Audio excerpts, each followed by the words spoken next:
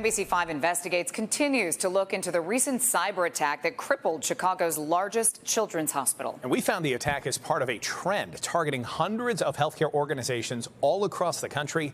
Here's Bennett Haeberle. The cyber attack, first made public last month, brought Lurie Children's Hospital to a screeching halt.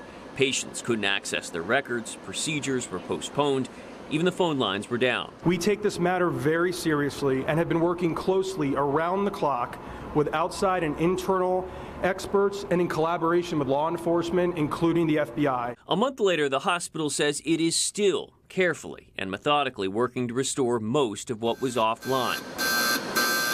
But questions remain about what really happened and how much personal information of patients may have been compromised. A quick view of the hospital's social media is filled with parents voicing their frustrations and comparing notes about how soon their children will be able to schedule care. It is certainly an ongoing problem.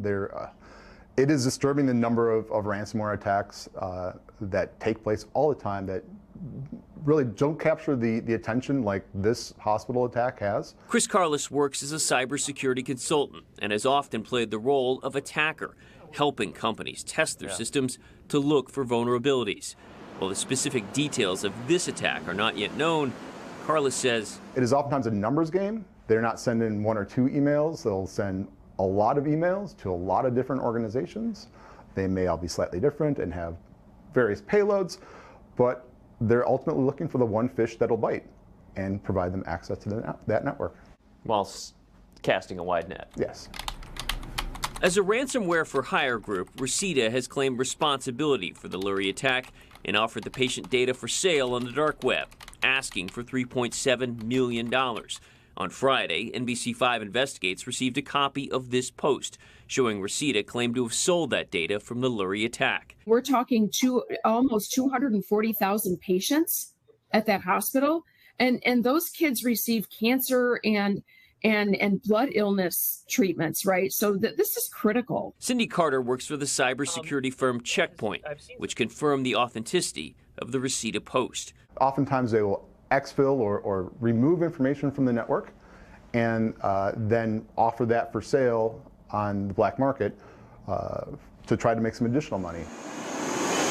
NBC5 Investigates found what happened to Lurie Children's Hospital is far from a one-off.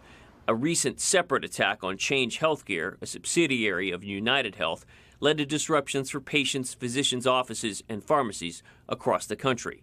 In our review of federal records found since 2020, at least 125 healthcare companies in Illinois alone have reported suspected breaches. Those include hacks, thefts, and unauthorized access to records, potentially compromising the information of 7 million individuals. That number does not include the most recent attack on Lurie Children's. As far back as August, the U.S. Department of Health and Human Services issued this bulletin, warning that the Reseda group's primary methods involved phishing attacks and that the group could begin to look at the healthcare sector as a viable target. Another warning from the feds followed in November, showing how Reseda infiltrates systems.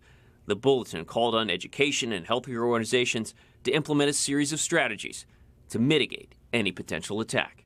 In a statement, a Lurie Children's spokeswoman said, quote, "We are aware that individuals claiming to be Reseda claim to have sold data they allege was taken from Lurie Children's."